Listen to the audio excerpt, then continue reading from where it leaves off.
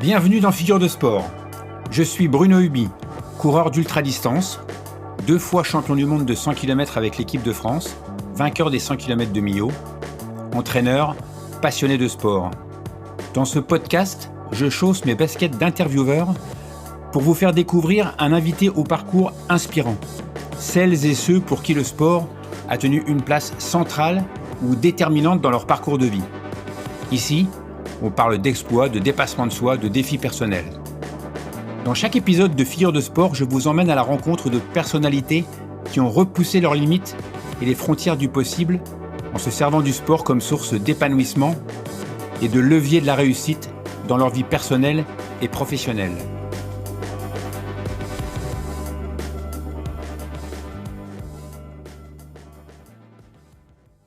Tu es trop gros pour courir, voilà ce que mon invité doit entendre et subir. Des injonctions venues de personnes qui de plus ignorent toute cette situation. Aujourd'hui, dans Figure de Sport, je reçois un homme qui a décidé de transformer le handicap en une force. De faire de sa maladie son combat pour sa vie. On nous a souvent vendu une image unique du sportif. Affûté, sec, presque sculpté dans le marbre. Mon invité du jour, lui, a décidé que le sport ne se mesurait pas sur une balance, mais à la force du caractère. Longtemps, on lui a fait comprendre que son corps n'était pas fait pour l'endurance. Pourtant, il a su défier à la fois les regards et les chronos. Auteur du livre « Trop gros pour courir », mon invité déconstruit avec humour et courage les préjugés sur l'obésité dans le sport. Il vient nous raconter comment celui-ci peut être un outil de reconquête de soi. Il ne s'agit pas d'une quête de minceur, mais d'une quête d'existence. Vincent Machet est aujourd'hui la preuve vivante que la course à pied n'est pas une question de silhouette, mais de volonté. Il pèse 150 kilos, mais il a bouclé le marathon de New York, enchaîne les trails et défie les barrières horaires avec une autodérision qui force le respect. Bonjour Vincent. Bonjour Bruno, belle présentation, merci. Je suis flatté. Je t'en prie. J'espère que c'est une présentation qui correspond à toi. En tout cas, je le crois, mais c'est vraiment sincère. Donc, je suis ravi que tu aies accepté d'être l'invité de ce nouvel épisode de Figure de Sport. Ça me fait plaisir de t'avoir derrière le micro. Alors, comme c'est la coutume sur ce podcast, est-ce que tu peux te présenter ? Eh bien, écoute, je m'appelle Vincent Machet, j'ai 55 ans actuellement. Je suis papa de 3 enfants, j'ai une compagne adorable qui travaille dans le monde de la santé. Et moi, je suis professionnel dans la communication pour un groupe immobilier spécialisé notamment dans le tourisme. Voilà, ce qui me donne pas mal de travail, mais qui me laisse quand même quelquefois des plages comme tout le monde pour pouvoir assumer et assouvir ma passion. Ok. Alors, on va parler de sport, on va pas parler que de ça aujourd'hui, mais ta rencontre avec le sport ? Où, quand, comment ? Où, quand, comment ? Alors, ma rencontre avec le sport, elle a commencé assez tôt, je crois qu'à l'âge de 7 ans, mon papa m'a fait prendre des cours de natation à Marseille et dans un club marseillais, et donc j'ai commencé comme ça. Et puis ensuite, cet homme-là était passionné de randonnée, de vélo, de foot, donc on faisait beaucoup de sport tout le temps, tous les week-ends étaient remplis. Donc dès mon plus jeune âge, en fait, j'ai fait beaucoup de rando, donc dans la région marseillaise, que ce soit monter sur la Seine-Baume, aller dans la Sainte-Victoire, dans les calanques, évidemment. Tu imagines bien que on a écumé toutes les calanques pendant mon enfance. Et ça, plus beaucoup de foot, tu sais, on est à Marseille aussi, donc ça jouait pas mal. Et puis donc j'ai pratiqué beaucoup de sports différents. J'ai toujours aimé le sport quel qu'il soit, quelle que soit sa forme en fait. Donc j'ai même fait un peu de sport de combat. J'ai failli faire du rugby, ce qui aurait pu être un sport adapté pour moi. Et un peu d'escalade aussi. Des choses vraiment passionnantes. Et puis j'ai eu une rencontre, je dirais pas fortuite, mais une rencontre un peu soudaine à l'adolescence, à l'âge de 15 ans précisément, avec la course à pied, et course à pied qui est venue, voilà, un petit peu à un moment, qui est venu un peu par hasard, suite à un film, tout simplement, hein, un phénomène. Forrest Gump? Ah non, non, parce que c'était C'est pas beaucoup plus Forrest tôt. Gump. Non, c'était pas Forrest Gump. Ça aurait pu, ça aurait pu. Non, moi, ça a été Rocky. Ça a été Ah, le. Rocky. D'accord. Et c'est arrivé avec Rocky 3 tout d'abord, qui, voilà, quand je les ai vus courir sur la plage, cet effort, les muscles, tout ça. Donc je me suis inscrit dans une salle pour faire un peu de musculation, et surtout je me suis acheté des baskets, et hop, un short, et je suis sorti courir, en me prenant pour, voilà, pour un boxeur, bien musclé, tout ça, voilà. Donc ça a été les débuts, les prémices de cette passion qui allait bien sûr ensuite tout emporter sur son passage, c'est-à-dire tous les autres sports, voilà, et être complètement supplanté par cette passion naissante pour la course à pied.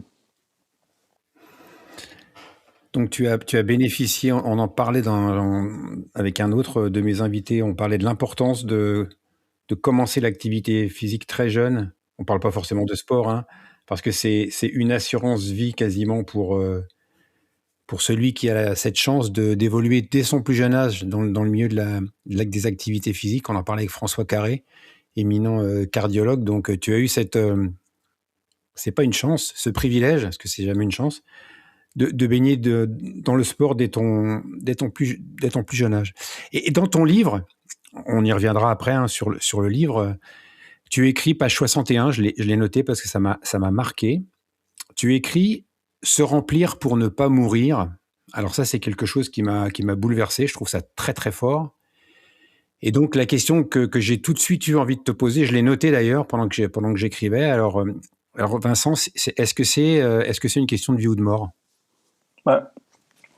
Là, on parle de la problématique de l'obésité, de celle qu'on appelle obésité dite morbide, et c'est pas pour rien qu'elle porte ce nom. C'est que dans les graduations de l'obésité, tu as l'obésité sévère, et puis ensuite tu as l'obésité morbide qui peut te pousser à l'autodestruction finalement. Et, euh, et moi, c'est quelque chose que j'ai qui m'a habité, c'est quelque chose que je connais encore. C'est des moments de ma vie, ouais, c'est un petit peu, ouais, c'est pas simple d'en parler, mais on va y arriver. Euh, c'est des moments de désespérance, c'est des moments obscurs où je me retrouve quelquefois seul face à moi-même, seul face à mes démons, et où en fait la seule échappatoire, ben, là c'est pas de mettre ses baskets et de sortir, c'est juste d'ouvrir un frigo, d'ouvrir un placard, et de remplir vite l'estomac, parce que non, la nourriture ne vient pas combler que l'estomac, elle vient combler tout le vide abyssal qui se crée dans les entrailles et qui remonte jusqu'au cerveau. Et, euh, et ouais, c'est quelque chose c'est une grande addiction, la boulimie. Là, je parle de la caractéristique première de l'obésité, mais c'est la boulimie. Et en fait, c'est un sparadrap, c'est une béquille, c'est quelque chose qui vient, et c'est un réflexe du corps pour essayer d'échapper, ouais, quelque part d'échapper à des idées noires, ou d'échapper à la mort. Donc ça rassure sur l'instant. C'est quelque chose qui vient vraiment poser comme un cataplasme sur la douleur qui est vraiment puissante à ce moment-là. Elle est mentale, mais elle dévaste le corps entier. Et la bouffe, c'est le truc qui vient, comme je pense l'alcool à un moment, ou comme la drogue pourrait le faire, elle vient poser un cataplasme là-dessus. Et alors, ce qui est terrible dans cette histoire, c'est que ce qui est assez paradoxal, c'est qu'une fois que tu as posé le cataplasme, c'est-à-dire qu'en gros tu as bouffé, il y a le sentiment de culpabilité qui surgit d'un coup, comme par magie, et qui vient continuer à te détruire finalement. Donc c'est une sorte de double peine. Voilà. Donc oui, on peut dire que se remplir pour ne pas mourir, ouais, c'est un peu ça. Heureusement, il y a eu quelque chose, et on en parlera après, c'est que il y a eu aussi courir pour ne pas mourir. Et pour éviter de se remplir un peu. Merci Vincent d'en parler avec autant de sincérité. C'est touchant, mais je pense que ce que tu décris, beaucoup de personnes le connaissent, l'ont connu, et toi, peut-être que ce qui va te différencier des autres, je ne sais pas, mais je l'imagine, c'est que effectivement, comme tu le dis, il y a le sport qui est arrivé, la course à pied. Euh, je ne me suis pas forcément intéressé au sujet, mais les gens qui sont dans cette démarche de se remplir pour ne pas mourir n'ont pas toujours le sport comme ressource, et peut-être que c'est ce qui fait ta force, et c'est ce qui fait ta différence. Il y en a d'autres. Heureusement, par chance, on a des possibilités. On peut vivre aussi et se laisser complètement et se laisser mourir finalement. Mais je crois que la force de l'être humain, c'est aussi de savoir se relever. Hein. Ça s'appelle la résilience. Et tu as d'autres possibilités. Tu as l'art, tu as la musique, tu as la peinture, sont souvent des échappatoires aussi pour des personnes qui sont écorchées vives et qui ne le montrent pas forcément de l'extérieur. Donc il y a quand même beaucoup. L'écriture, par exemple, voilà, puisqu'on c'est aussi un sujet qu'on va aborder. Mmh. Mais oui, tu as plusieurs possibilités pour venir un petit peu voilà, dompter, équilibrer un petit peu la balance, si je puis dire. Alors, si on revient au premier pas, aux premières foulées que tu nous as bien expliqué, est-ce que quelqu'un t'a dit que ton corps n'était pas fait pour courir, pour l'effort? Est-ce que tu as rencontré des gens qui avaient des préjugés, qui ont essayé de te dire que, vu ta corpulence, vu tes capacités physiques, tu n'étais pas fait pour l'effort et pour courir longtemps?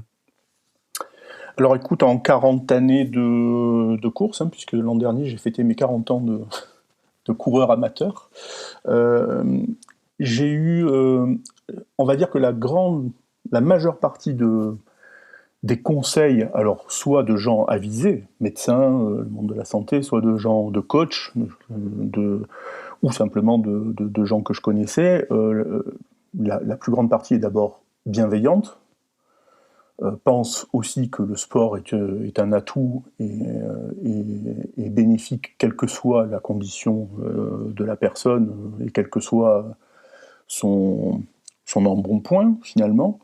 Moi, mon médecin généraliste me poussait à courir, à faire du vélo, à pratiquer tous les sports possibles et imaginables, d'autant que ce brave homme, qui est toujours mon ami d'ailleurs, était presque aussi lourd que moi. Donc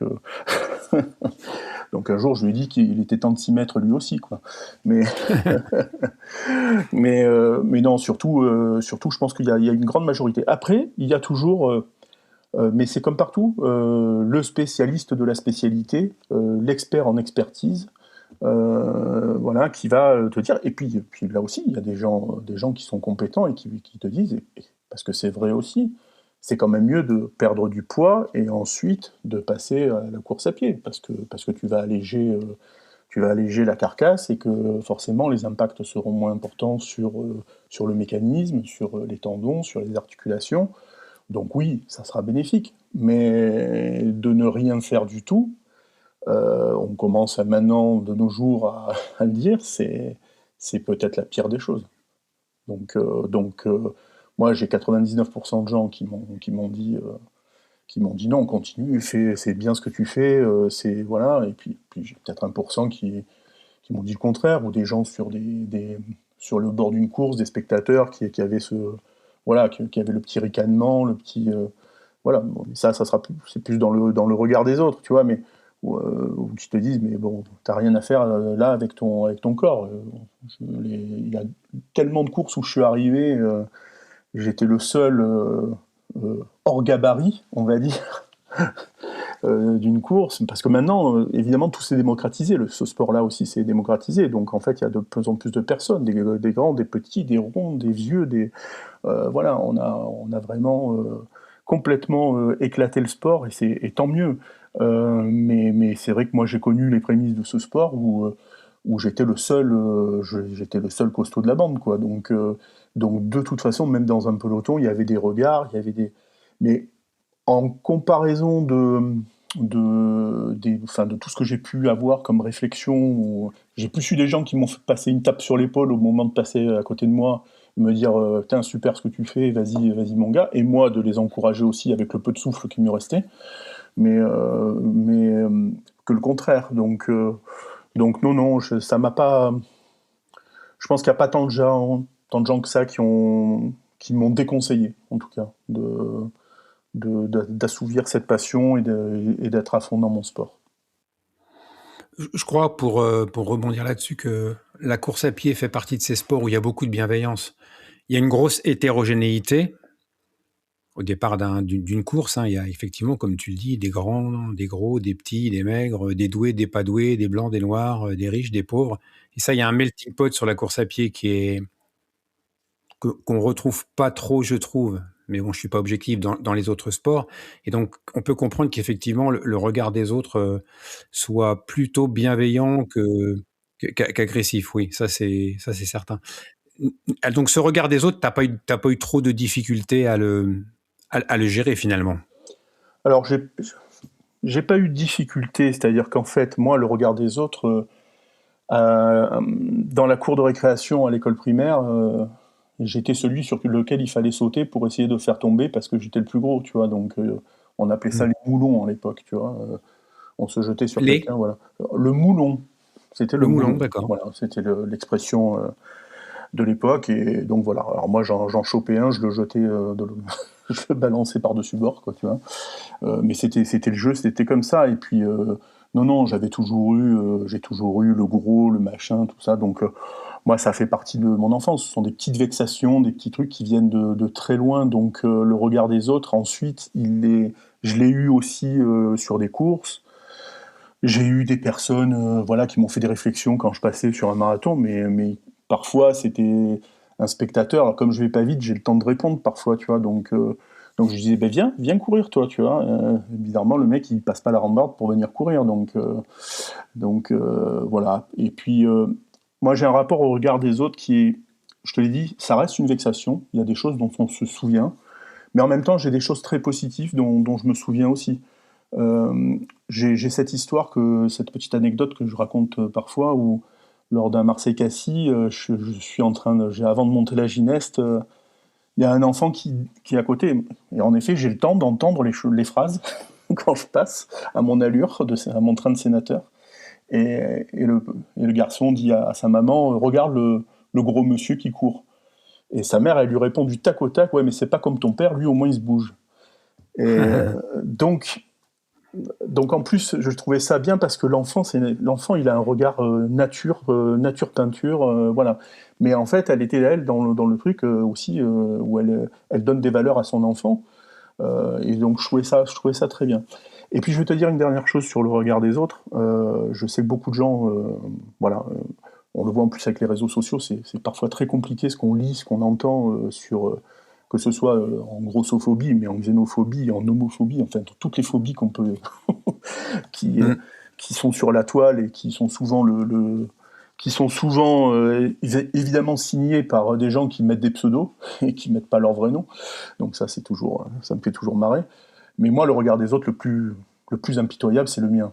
C'est mon propre regard sur moi-même. Le pire ennemi que j'ai, de toute façon, c'est moi. Donc mon estime de moi. Donc, si tu veux, toutes les réflexions que je peux entendre, je me les fais à moi-même et je me les fais en pire. Donc, donc moi, quand ça va pas, je me mets voilà, je suis pas content de moi, je suis impitoyable avec moi-même. Donc, si tu veux, le regard des autres, en plus à partir d'un certain âge, et en effet, quand tu as aussi un parcours comme le mien, c'est-à-dire d'avoir quand même réalisé des choses, d'avoir réalisé des rêves, d'avoir fait des courses, d'être allé au bout d'un marathon, ben, en fait, tu te dis, ouais, ben, il y a des choses que j'ai quand même réussi à faire, donc tu vois, tu viens un peu équilibrer la balance. J'ai toujours ce rapport avec le mot balance, tu vois, qui revient souvent dans mes phrases. Ouais. La balance sous une autre forme. Donc, Exactement. tu dirais que tu manques d'indulgence avec toi-même. Et ma deuxième question, ce serait donc du coup, est-ce que tu travailles ça? Est-ce que tu apprends à gérer ce manque d'indulgence? Est-ce que tu apprends à être plus indulgent avec toi-même? Je trouve que d'une manière générale, les gens qui ne sont pas indulgents, et là j'ai vraiment des personnes auxquelles je pense, pas du tout liées aux mêmes problématiques que les tiennes, mais peu importe, c'est intéressant aussi de généraliser. Moi, je pense que certaines personnes sont trop dures avec elles-mêmes, manquent d'indulgence, et quand je peux me permettre un conseil, Je leur conseille d'être un peu plus indulgents avec eux-mêmes et d'essayer de retrouver un peu une image positive d'eux, parce que souvent, ils ne voient que les effets sombres. Alors, est-ce que ce manque d'indulgence que tu décris, est-ce que c'est quelque chose que tu essayes de gommer? Est-ce que tu vas dans ce sens-là pour essayer d'être un peu plus indulgent avec toi-même? Alors, ma réponse, elle est très claire parce que elle est évidente. Ben, je cours, Bruno. C'est-à-dire qu'en fait, quand je cours et que je réussis ne serait-ce qu'à faire 1 kilomètre à un moment où je suis même en difficulté, où je pense que je suis plus capable de rien et tout, ben, cette toute petite victoire sur moi-même ben, m'apporte ce que tu appelles l'indulgence. Parce que moi, c'est vrai que de prime abord, je suis vraiment, je te le dis, impitoyable avec moi. J'ai un regard très critique envers moi-même, envers ma maladie, envers mes crises quand j'ai des crises de boulimie ou des choses comme ça. C'est pas, c'est même à 55 ans, c'est pas facile à assumer. Je le cache, je dis rien, c'est quelque chose voilà, qui est enfoui quelque part. Donc quand je cours, que ce soit un entraînement, en off on a parlé de mon petit entraînement d'hier avec une bonne intensité et, euh, et 0,5 km/h de plus et 0,500 grammes de moins sur la balance, bah, hop, voilà, là il y a l'indulgence qui vient, là il y a l'estime, il y a des petites choses comme ça. Voilà. Après, là où je cours le plus vite, c'est quand je passe devant un miroir parce que je supporte pas de me voir dans un miroir. Voilà. Est-ce que justement, c'est pas cette nuance qui change tout quand tu dis je cours pas pour maigrir, je maigris pour courir? Est-ce que justement ça résume pas ce qu'on vient de dire? C'est que ta quête, c'est pas forcément une quête pour maigrir, mais que tu maigris pour courir, parce que courir, c'est plus que respirer pour toi finalement. C'est Ben, vivre. tu touches un point clé, c'est que moi, courir, c'est mon art de vivre. C'est devenu ça. Ça l'a été très vite, d'ailleurs. Ça l'a été dès mes 15 ans, dès mes premières sorties. J'ai très vite compris que c'était ma façon de m'exprimer. J'aurais pu m'exprimer avec une plume, avec un pinceau sur une toile parce que j'avais des aptitudes pour le dessin. J'aurais pu faire plein de choses. Mais en fait non.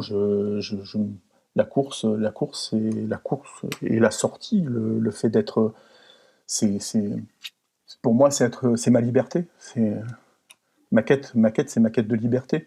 Et quand tu dis, c'est souvent ma phrase, en effet, ça fait partie de mes petites expressions. Oui, je cours pas pour maigrir et je maigris pour courir parce qu'en fait, c'est vrai. Je n'ai jamais réussi à me servir de la course pour perdre du poids. Sinon, tu imagines bien qu'avec ce que j'ai fait, j'aurais pu un peu, tu vois, j'aurais pu aller chercher quelques chronos sympas et être un peu plus affûté. En revanche, et c'est ça qui est étonnant, et maintenant je peux en témoigner avec le recul, c'est que il y a un nombre de courses incroyables sur lesquelles je me suis inscrit, et pour être sûr de pouvoir passer la barrière horaire, pour être sûr de me sentir à peu près bien ce jour-là, bah, je suis allé gratter 4 kilos, quoi. 4 kilos, c'est rien pour quelqu'un qui en fait 150 ou 160, hein. Mais c'est en même temps beaucoup, parce que c'est 4 kilos que tu perds sur la balance, mais c'est 4 kilos aussi que tu perds dans la tête, et ça vient t'apporter ce petit regain de confiance qui va te servir le jour où tu mets ton dossard et le jour où tu prends le départ. Et oui, pour ces occasions-là, oui, ça m'est arrivé de perdre du poids. 4 kilos qui finalement pèsent beaucoup plus lourd qu'ils n'y paraissent. Exactement. Même s'il en faudrait un zéro, il faudrait un zéro de plus pour que ça soit vraiment efficace. Et par rapport justement ça me fait penser à ces 4 kilos, c'est le dossard, à l'équipement. Donc, le monde du running, mais peut-être dans tous les sports, hein, c'est très standardisé, hein. Il y a des marques, il y a des tailles, voilà. Le monde du running, et là j'ai une petite pensée pour Dounia qui a lancé sa marque Mad Curves, auquel je fais un petit coucou. C'était la première invitée de mon podcast. Elle a lancé une ligne de vêtements pour femmes XXL. Super. Comment toi, tu as... Ouais, c'est vraiment une super initiative. Comment, moi, ma compagne, chose du 42, elle va se chausser chez les hommes, alors que maintenant le monde du running est complètement investi par les filles. Donc là, comment toi tu as géré toute cette partie équipement enfin, c'est une question peut-être un peu bête. Je dis toujours qu'il n'y a pas de question bête, Non. mais comment, et je pense surtout à ceux qui nous écoutent, comment tu as géré cette partie-là? Il me semble que tu es accompagné par une marque, mais Alors, au-delà de ça, ça n'a pas dû être toujours le cas. Au-delà de ça, comment tu as fait pour gérer toutes ces particularités? alors déjà, il y a quand même une grande évolution dans le sport aussi sur les 40 dernières années, entre le jogging, puis le running, puis cette démocratisation un peu tous azimuts du sport. Et puis évidemment, les équipementiers ont fait pas mal de changements. Mais tu as raison de dire que c'est quand même très standardisé. C'est que je crois que la taille maxi partout, même chez une très grande marque, Decathlon pour ne pas la citer, mais en fait, oui, leur maxi c'est 2XL, quoi. C'est XXL. Voilà. Mais moi, je me suis jamais, je me suis jamais posé la question de l'illégitimité ou de me dire, ben non, les marques c'est pas bien, vous devriez faire plus. Moi, je me suis toujours mis dans une optique de l'autre angle de vue, c'est-à-dire le mien. Tu es en obésité, tu es en difficulté, essaie de rentrer dans un 3XL. Tu fais parce que bon, moi, je suis entre 5 et 4XL actuellement. Et dans mes meilleures périodes, j'étais déjà en 3XL, donc 3XL, c'est un X de plus que la norme, puisque la norme s'arrête à 2XL, on va dire. Donc moi, je suis passé de la norme à l'énorme, tu vois. Voilà. Et là, en effet, tu as énormément de difficultés à trouver des tailles qui te vont. Et par contre, quand tu en trouves, moi, pour moi, enfin, dans ma tête, c'est pas l'équipementier de faire toutes les tailles. Même si maintenant, avec l'inclusion et tout, on est dans une ouverture où certains essayent, puis après, ils repartent en arrière aussi. Euh, Quand ils voient que la niche, ça vend pas assez, je pense qu'ils arrêtent et ils coupent les vannes et voilà. Mais en tout cas, moi, ma première victoire, c'est de trouver un truc à ma taille. Voilà. Tu Ouais. sais, voilà. Donc, du coup, quand je trouve un truc à ma taille, quelquefois, j'en prends 2 exemplaires parce que je me dis, au moins là, ça va pouvoir durer parce que j'ai quand même un peu une usure vu que je pratique quand même pas mal. Donc ouais, il y a des petites victoires, mais c'est comme ça ramène à l'obésité en général, c'est-à-dire que petit, quand j'allais déjà dans un vestiaire d'un magasin, j'avais honte, j'avais chaud, parce que t'es essoufflé, t'es dans un endroit un peu claustro, et en plus, pour te trouver des fringues à ta taille, voilà, donc c'est compliqué. Quand tu es gros, c'est compliqué. Donc, quand tu es gros et sportif, eh ben c'est sportivement compliqué. Voilà, c'est un sport, c'est un marathon. C'est un marathon, il faut de l'endurance. Voilà. Ensuite, tu m'as dit, bon ben voilà, j'ai eu la chance là aussi de rencontrer pas mal de monde dans ce sport, de faire des rencontres magnifiques. Et oui, quelquefois j'ai des équipementiers qui à un moment ont joué le jeu et m'ont envoyé des trucs gratuitement sans me demander de contrat. J'étais ni ambassadeur ni quoi que ce soit. Mais voilà, ça, ce sont des petits moments, ben, c'est des petites madeleines, c'est un petit bonheur supplémentaire, c'est un encouragement aussi. C'est des choses qui te donnent envie de te dépasser, de te surpasser. Mais c'est pas la norme, non, c'est un petit peu occasionnel et un petit peu, voilà, c'est des petits privilèges de temps en temps. Le monde du running reste très standardisé. Euh, on peut parler aussi des voiles pour les dames, voilà, qui ont une religion différente et machin. Il y a eu des moments où c'était très open, machin, et puis maintenant ça se restreint. Voilà, on sait pas. Ça suit un peu le cours de la société, voilà, des changements de présidence dans des pays. Aux États-Unis, par exemple, tu vois, tu as un changement de présidence, ben, les marques elles suivent aussi derrière. C'est assez étonnant, mais Mm. il y a une relation de cause à effet. Donc voilà, moi je ne m'en. En tout cas, ça n'est pas un problème, c'est un problème de se vêtir, mais tu trouves maintenant quand même. Tu trouves en général. Donc tu trouves chaussures à ton pied. Je retiens que tu as quand même toujours le sens de la formule, passer de la norme à l'énorme. Donc ça, je l'ai noté. Parce que si je me permettais, je pourrais te dire que je trouve ça énorme. Vraiment, franchement, c'est... Tu peux. Tu vois, quand je disais dans la présentation que tu maniais l'autodérision, mais tu as aussi en plus le sens de la formule. Et pour en revenir à ce contrat que tu... Enfin, pas ce contrat, mais à ce partenariat ou à ces aides que tu as eu des marques, du coup, est-ce que ça, c'est pas une nourriture, si j'ose dire, j'aurais pas dû employer ce terme-là, est-ce que, Si, mais quand même, si. de confiance en toi. Parce que là, franchement, qu'une marque s'intéresse à quelqu'un qui n'est pas du tout dans les créneaux, dans les cadres, dans les critères, je trouve que c'est un sacré boost, un sacré shoot de confiance. Parce que si ces gens-là décident de mettre leur marque sur quelqu'un qui n'est pas dans les codes, ça veut dire quelque part, je ne dis pas ça pour te flatter, j'ai aucun intérêt à le faire, que tu es une belle personne, que tu renvoies une belle image, que tu casses les codes. Et finalement, quand on parlait tout à l'heure de ce besoin, est-ce que tu n'es pas, est-ce que tu devrais pas être un peu plus indulgent avec toi-même? Là, pour le coup, je trouve, et tu me diras ce que tu en penses, que c'est un sacré shoot de confiance que tu dois avoir dans ces moments-là, non? Oui, ouais, ouais. C'est un sacré shoot parce que oui, tu te sens. Bah, d'abord, d'un coup, c'est assez étonnant comme sentiment, c'est que tu te sens athlète. Tu vois, j'ai toujours Oui, dit, alors tu parles de mon sens de la formule, mais c'est vrai que j'aime à dire que je suis un athlète de gros niveau. Voilà. Donc, athlète mais de gros niveau. voilà. Mais dans ces moments-là, en fait, oui, tu as une part de toi. C'est très flatteur pour l'ego, c'est très flatteur pour le coureur amateur que tu es et qui est, voilà. C'est encourageant aussi pour continuer aussi à se battre et à essayer d'aller perdre du poids. Enfin, tout est bénéfique dans un moment comme ça. Après, sur la personne elle-même, de toute façon, ces marques-là ne sont pas dupes non plus. Ils ont des responsables marketing.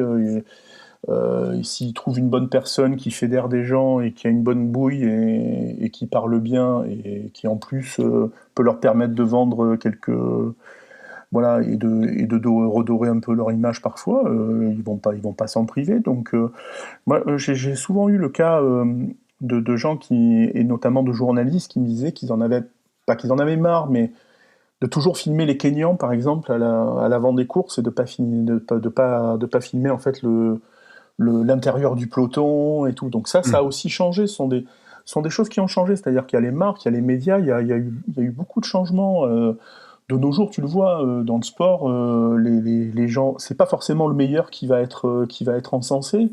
Tu as peut-être quelquefois justement quelqu'un qui fait quelque chose d'un petit peu hors, enfin, entre guillemets, extraordinaire, qui va ressortir. Alors, en ce moment, c'est la grande mode des influenceurs, tu vois. Les influenceurs, c'est pas le mec qui fait le podium, qui est au scratch et machin. Il va être peut-être. Ce sont des bons coureurs, hein, attention. Les trois quarts, ils sont dans des top 20 ou des choses comme ça. Mais les marques vont aller vers eux. De plus en plus, elles vont se tourner vers eux parce qu'ils ont d'abord ils ont un auditoire, ils ont du monde et en plus, en général, ils communiquent super bien. Donc voilà. Donc je pense que les gros, les handicapés, les machins, je pense que dans cette mode aussi de l'inclusion, je crois qu'on a tous une place en fait. On l'avait pas il y a plusieurs années quand ce sport a démarré, mais je pense que tout le monde a sa place. Et moi, à titre personnel, bien sûr que je suis. D'abord, ça me fait des économies quand même, parce que l'usure des chaussures et compagnie, tu sais ce que c'est. C'est un budget annuel. Mais non, c'est surtout que c'est très flatteur et ça donne envie. Ouais, c'est un vrai coup de boost, hein. Honnêtement, c'est un vrai coup de boost. Moi, de porter le nom d'une marque qui m'a fait confiance, qui m'a donné, ouais, ça me donne un peu des ailes quand même, hein. Je me prends pour l'athlète que je ne suis pas, mais c'est pas grave. Moi, ça me fait du bien. Le syndrome de l'imposteur. Mais C'est ça. tu es un Oui, athlète. Ça te, tu vois, c'est drôle que tu dises ça. Je me prends pour l'athlète que je ne suis pas, mais tu es cet athlète. La preuve, c'est que tu cours, c'est que tu finis des courses, oui, c'est mais que les marques te font confiance. Donc, peut-être qu'il faut redéfinir ou revoir la définition du mot athlète. En tout cas, moi, sans chercher à te flatter une fois de plus, tu peux te prendre pour l'athlète que tu es. Ouais, mais t'es gentil, Bruno. T'es gentil. Moi, après, Non, non, je suis sincère surtout. j'ai un regard aussi très factuel sur mon chrono, sur quand je prends le départ d'une course et que en 300 mètres, j'ai même le dernier du peloton qui est déjà loin. Tu vois, tu es dans un autre mood, une autre façon de courir, une autre façon tu es dans ton effort, dans ton propre. Moi, mon chrono, c'est moi-même, il y a un défi par rapport à moi-même ça s'est installé parce qu'à une époque, je regardais quand même mes chronos à l'âge de 30 ans ou tout ça. J'étais encore dans les chronos, regarder ma montre et tout pour savoir combien je faisais et tout. Mais maintenant, tu imagines bien que je suis un petit peu loin de tout ça, mais j'ai toujours le sentiment de me challenger et de me mettre au défi. Du moment où je mets un dossard, même pour être dernier, même pour être loin derrière, pour moi, c'est une compétition et je dois me mettre. Mon objectif, c'est de me mettre chiffon pour arriver. Voilà. Mais je crois que c'est ce que tu viens de dire. Ça va résonner, à mon avis, dans la tête de beaucoup de coureurs et pas forcément des coureurs qui sont en surpoids ou en obésité. Alors, je te propose qu'on passe à la partie conseil, parce que c'est aussi une de tes c'est aussi une de tes caractéristiques. Tu partages, tu vulgarises, voilà, tu ouvres des portes, et donc peut-être que certains de nos auditeurs sont en surpoids ou sont obèses, je n'en sais rien. Enfin, dans tous les cas, pour les inspirer, pour les rassurer, je pense que tu es vraiment là, pour le coup, complètement légitime pour donner des conseils. Donc, le poids du regard des autres, toi, tu as su l'affronter, tu as su dompter tout ça. Je pense qu'il y a beaucoup de gens qui n'osent pas sortir, hein, parce qu'ils ont peur d'être jugés, d'être lents, d'être ridicules. Enfin, moi, on me parle souvent. Les gens parlent d'eux en disant je suis la tortue du groupe. Enfin bref, la lenteur, le poids.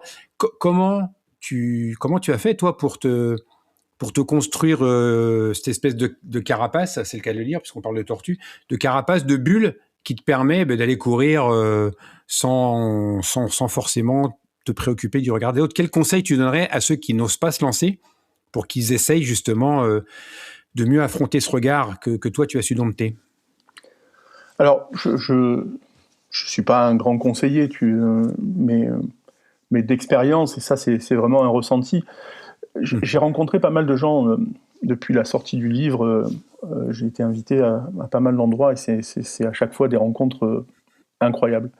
Et il y a un peu tout. Et quand on parle du poids du regard, il y a aussi chez les dames, notamment, les dames qui sont en surpoids, plus que les hommes, parce que les hommes en surpoids, je dis pas qu'ils assument plus, mais en fait, il y a quand même une différence à ce niveau-là. Enfin, moi, je l'ai constaté. Et il y a des dames que j'ai rencontrées à plusieurs moments et qui n'osaient même pas s'acheter un bas un fuseau ou un cuissard et tout, parce que ça, voilà, sur le rondard. Et c'était pas par rapport à elles, c'était vraiment par rapport au regard des autres. Moi, tu imagines bien qu'à 50 piges, en ayant couru depuis l'âge de 15 ans et en ayant à peu près vécu tous les regards possibles, et surtout le mien, je fais quand même attention. C'est-à-dire que quand il y a les photographes sur les courses qui passent, tu sais, les points pour où ils te prennent en photo, en général, je tire le bas de mon t-shirt parce qu'on voit un petit bout de mon bidon et que ça me plaît pas. Je suis coquet comme garçon, tu vois. Et donc je comprends, et souvent chez les dames ou chez d'autres personnes, cette peur de se mettre à nu finalement devant les autres. Quelquefois, faire du sport en se mettant dans une certaine tenue et en étant différent des autres parce qu'on va moins vite, parce qu'on n'est pas... on se sent différent et on se sent, en effet, on parlait de légitimité, on se sent pas légitime. Et moi, j'ai qu'une... Je sais pas si c'est un conseil, peu importe, mais... excuse-moi, je vais être vulgaire, mais putain, faut faire péter les barrières, quoi. Voilà, faut vivre. On n'a pas... Tant qu'on a... là aussi, je pense à d'autres personnes qui ont pas la capacité d'être debout, d'avoir tous ses membres. Et là, j'en ai vu un il n'y a pas longtemps que j'adore, Philippe Croison, qui nous a mis à tous des grandes leçons de courage et de volonté. Putain, si on a nos deux jambes, qu'on peut courir et qu'on a envie d'être libre, qu'on a envie, bah, il faut justement cloisonner dans sa tête, se mettre en effet dans une bulle, mais on s'en fout du regard des autres, quoi. Rien à foutre. À un moment, je veux dire, c'est à l'autre de faire la démarche ou d'être là. De toute façon, il y aura toujours un mécontent, il y aura toujours ce qu'on appelle un haters maintenant sur les réseaux. Il y aura toujours voilà, le grain de sable, il y aura toujours. Donc non, faut faire sauter les barrières, faut dépasser les limites, voilà, faut enlever les œillères et puis c'est pas facile, hein, c'est vraiment pas facile parce que moi je l'ai vécu et à chaque fois oui, ce sont je parlais au tout début des petites vexations. Ce sont des petites vexations qui peuvent peser lourd sur la balance au final. Mais j'ai emmené des copines à moi qui étaient en grand surpoids, qui n'avaient pas en plus, moi, l'entraînement physique que j'ai depuis mon plus jeune âge, et qui sont allés sur Marseille-Cassis, qui m'ont mis une mine sur Marseille-Cassis, j'ai même pas pu les rattraper, et qui ont réussi à faire le marathon de Paris derrière. Et c'est des personnes qui maintenant sont pas bien, elles ont repris du poids ou machin. Je veux dire, au moins, ce qu'elles ont vécu, elles l'ont dans leur tête, elles l'ont dans leur cœur, elles l'ont dans leur corps. Quoi qu'on leur dise, ben, la fille, elle a fait un marathon, ou elle a fait un 10 km, ou elle a fait un 5 km, peu importe. Il faut pas voilà, il faut essayer de faire sauter ces foutues barrières. C'est tout ce que j'ai à dire. C'est pas un conseil, c'est juste vivez, vivre surtout. Vivre pour ne pas mourir. Non, mais quand ça vient de toi, quand ça vient de quelqu'un qui comprend la problématique, forcément, alors, j'allais dire, ça a du poids. Mais oui. Franchement, il y a des jeux de mots qui sont pas terribles. Mais voilà, ça a du poids parce que ça a de la crédibilité, ça a du sens. Tu sais de quoi tu parles, tu es passé par là. Donc, ça peut paraître basique, ça peut paraître simple de dire vivez. Mais voilà, effectivement, quand c'est tu pas dis évident pour tout le monde, hein. Non, c'est pas évident. Mais bon, je pense que c'est un gros travail sur soi. Et pour faire ces premières foulées, est-ce que tu as des conseils que tu pourrais donner pour justement essayer d'aller, d'éviter de souffrir? Parce que même déjà, quand on n'a pas de surpoids, les premières foulées peuvent être pénibles ou très pénibles. Est-ce que tu as des conseils sur le choix des chaussures, sur les vêtements, sur des choses que tu mets en place toi pour justement que cette obésité, ce surpoids ne soit pas un fardeau supplémentaire. Un fardeau, une contrainte supplémentaire? Écoute, alors il y a plusieurs réponses possibles dans ta question. Déjà, pour quelqu'un qui a, parce que c'est toujours dur, et même pour des gens qui sont pas en surpoids, moi j'ai des gens qui ont jamais couru, voilà, et qui me disent mais moi au bout de 100 mètres c'est mort, quoi.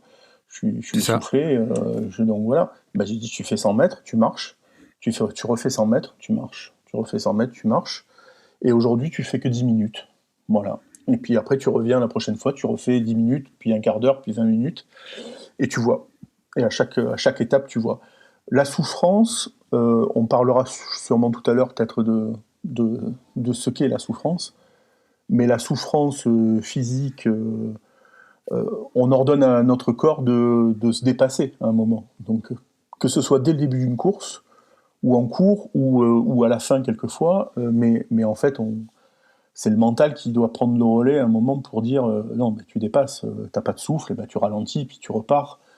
T'as les jambes trop lourdes, ben tu marches, et puis tu continues à avancer, puis si tu as envie d'un moment de retrottiner, moi j'ai couru le marathon de Paris, j'étais à l'arrière, évidemment, très loin derrière, avec des gens qui, eux, ne faisaient que de la marche et des accélérations. Moi, je m'ordonne d'être toujours en position de course, même à 6 à l'heure, mais d'être en position de coureur. Mais il y a des gens, sur marathon, ils marchent, et puis après, ils se relancent un peu. Donc moi, ça me fait un élastique à l'arrière d'une course. Moi, je pense qu'il faut déjà marcher, il faut déjà être en mouvement, il faut déjà avancer. De toute façon, le plus dur, je pense, c'est de se lever le cul du canapé.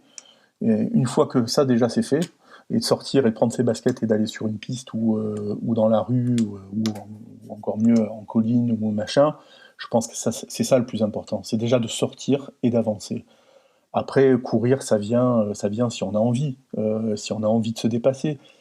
Par contre, ce que je dis souvent aux gens, c'est les gens que je rencontre et qui, à un moment, sont un peu sur un plafond de verre en disant, mais non, je veux pas, j'arrive pas. C'est, on prend un dossard. On prend un dossard sur un 5 km, on prend un dossard. Et puis tu viens, et puis 5 km, si tu as envie de les faire en marchant, suivant les courses, tu as le laps de temps pour le faire, parce que ce sont souvent des courses où il y a un 10 en même temps, un semi en même temps, ce qui fait qu'en fait, quand tu fais le 5, tu aurais tout le temps du semi-marathon pour faire ton 5 km. Donc, alors je dis, tant qu'on n'embête pas l'organisation et les bénévoles qui sont là, je veux dire, donc il faut pas se priver de ça. Mais d'avoir un objectif et de se fixer une carotte comme ça en se disant, et pour l'estime de soi et pour sa propre performance, je trouve que c'est quelque chose de bien. Donc moi je dis marchez, courez, si vous avez envie, faites les deux, mais surtout faites quelque chose, voilà, avancez. Après sur le matériel, on a quand même la chance, là aussi, les marques, les équipements, on est arrivé à des... alors moi je choisis pas la chaussure qui fait 20 grammes de moins, parce que tu imagines bien que quand on est à 60 kilos près, 20 grammes, ça va pas changer le cours ça va pas changer le sort de ma course. Au contraire, je préfère des chaussures qui sont plus lourdes parce que je les sens mieux, tu vois. Donc, en revanche, tu as maintenant tous les amortis qu'il faut pour les courses, pour éviter les blessures, pour éviter, voilà. Je dis par contre à des coureurs, et moi c'est comme ça, le poids te leste. Donc en fait, ta foulée, elle est rasante quand tu as un surpoids, parce que de toute façon, elle ne peut pas être autrement. Je veux dire, si tu montes trop les genoux et que c'est hyper, enfin, tu perds en énergie, c'est énergivore à fond, donc enfin, si tu veux faire 500 mètres, ça va. Mais si tu veux faire une course de 5 à 10 km, tu vas adapter ta course, et de toute façon, tu vas être pris par le peloton, par le monde, par la foule et tout. Donc non, je pense que le matériel maintenant on l'a, les personnes vraiment hors normes comme moi, au niveau des t-shirts, on en a parlé, tu fais du 4 ou 5 XL, c'est en effet plus dur à trouver, mais la norme maintenant jusqu'à 2 XL, tu trouves quasiment partout. Donc voilà. Après, on ressemble un peu à des andouillettes, voilà, dans certaines fringues, mais bon, là aussi, il faut passer cette barrière. Voilà, dans la tête, et c'est pas facile, hein. Je le dis d'autant plus que là, c'est là que moi je te dis, quelquefois je fuis les miroirs, parce que parce que suivant la tenue, j'aime pas Ouais. me voir. Mais non, il faut y aller, il faut sortir. Mais là, tu rejoins ce que nous a dit le professeur Carré sur un autre épisode. Tu as parlé du canapé. Lui dit que le canapé peut nous tuer, et que la première chose à faire, c'est de se lever et de sortir, de ne plus rester dans le canapé. Donc tu viens de dire la même chose qu'un éminent cardiologue qui se bat pour l'activité, pour les bienfaits de l'activité physique. Donc tu vas tout à fait dans son sens. Et moi, je suis d'accord avec toi. Alors, je te coupe, Bruno, je le dis d'autant Oui, plus vas-y. quand tu dépasses les 160 kilos, donc c'est au-dessus de ce que je suis actuellement, mais quand tu dépasses les 160 kilos et 170, sortir du canapé est compliqué. C'est-à-dire l'action de se mouvoir pour sortir, tu es obligé de te positionner, de mettre tes mains en appui et tout, parce que la poussée sur les jambes est très compliquée. Donc tu vois, je pense que le plus dur, c'est ça. Le reste, c'est pas simple, mais c'est plus facile. Et c'est vrai que maintenant, pour mettre un dossard, quand on va sur des courses très populaires, alors Marseille-Cassis dans ta région ou d'autres, maintenant, c'est vrai que les courses ne sont plus aussi élitistes qu'elles l'étaient avant, et il y a des courses. Moi, je recommande aux gens qui ont peur de mettre un dossard pour des tas de raisons, qui les regardent, je leur conseille vraiment d'aller sur des courses populaires. On a tous dans nos régions, dans nos départements, dans nos villes, à proximité, des courses très populaires où on peut justement courir et presque marcher, courir sans être forcément le dernier et sans avoir tout le monde qui va vous regarder parce que vous êtes le dernier. Il n'y a rien de pire que... Je l'ai connu ça dans une autre épreuve. J'avais pas l'habitude. J'étais suivi par le vélo-balai. Ça m'a fait une drôle d'impression d'être suivi par le vélo-balai. Ah ouais, moi c'est très régulier. C'est régulier. Voilà, donc on va pas se mentir, c'est pas très réjouissant pour l'ego. Enfin, en tout cas, moi, le mien, il en a pris un sacré coup. Et c'est vrai que sur ces courses de masse où maintenant la démocratisation de la course à pied a permis ça, on peut aller sur des courses où voilà, on va pas se retrouver au bout de 50 mètres, au bout de 500 mètres, largué de 100 ou 150 mètres. Il y a des courses sur lesquelles on peut s'inscrire et qui permettent de mettre le pied à l'étrier, le premier dossard. Mais quand bien même, Bruno, on serait dernier et loin derrière, comme ça m'arrive souvent, et à se faire copain avec tous les serre-files de la Terre, l'essentiel c'est d'être là. C'est d'être là et de se sentir bien et de se dépasser et d'être dans cet effort qui est un effort à côté je dirais à côté des souffrances mentales qu'on s'inflige parfois. Cet effort-là, il est juste bénéfique, il fait juste du bien, donc il ne faut pas se priver de ça. Alors là, par contre, je fais mon conseiller, quoi. Mais non, il faut sortir, il faut aller, même si on est dernier. De toute façon, dernier, c'est un moyen aussi de se faire applaudir par tous les bénévoles quand on arrive, hein. Donc c'est quand même sympa aussi, hein, ça peut avoir ses bons côtés. Voilà. Et moi, j'ai eu des serre-files dernièrement à Dijon, très adorables, qui étaient en vélo derrière moi.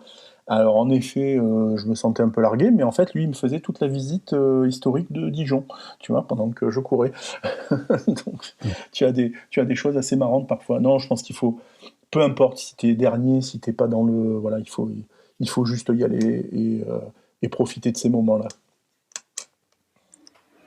Ben écoute, c'est quelque chose que j'espère tous ceux qui nous écoutent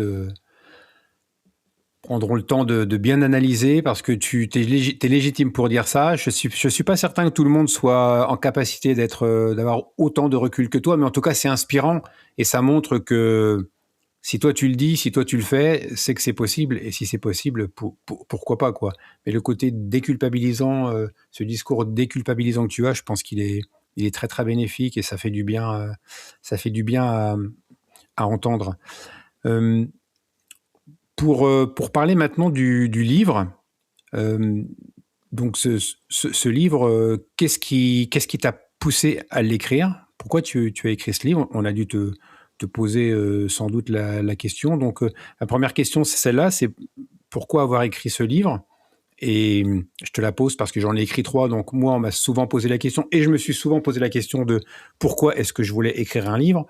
On va rappeler que les droits d'auteur, j'aime bien toujours glisser ça, sont une misère, et que ce qu'un livre est vendu rapporte à l'auteur généralement entre 5 à 10% du prix hors taxe. Je profite que ce soit moi qui gère ce podcast pour glisser ça à tous ceux qui nous écoutent. Donc, quand on écrit un livre, on ne gagne pas d'argent.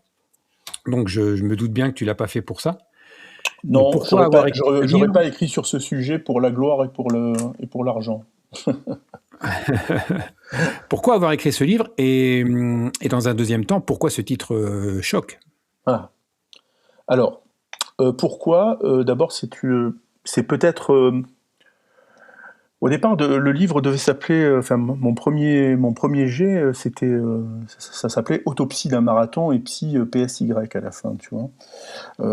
Parce que quelque part, j'avais j'avais un poids à sortir, un poids, voilà, j'étais pas dans un mood pour rencontrer le monde de la psychologie ou de la psychiatrie, voilà, pour en parler. J'avais pas besoin d'un dialogue avec un professionnel de santé. Bon, pour des raisons d'ailleurs dont je parle aussi dans le livre. Et j'ai rencontré des professionnels de santé, mais tu vois, là, je parle avec toi, c'est presque une thérapie en live, tu vois.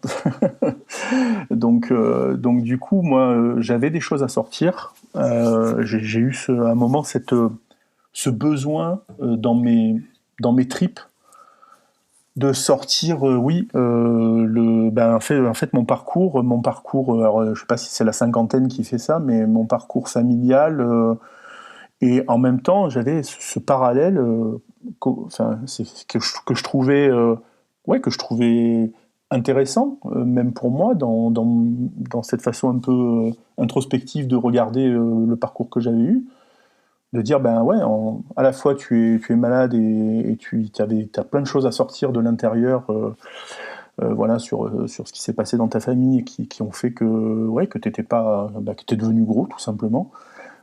Pourquoi je suis devenu comme ça? J'avais l'envie peut-être de témoigner un moment, peut-être auprès aussi de certains de mes proches, pour plus tard laisser un témoignage à mes enfants. Et puis j'avais ce parallèle avec le sport, qui est une sorte pas de paradoxe, mais au contraire de ligne de vie, voilà, entre maladie et sport.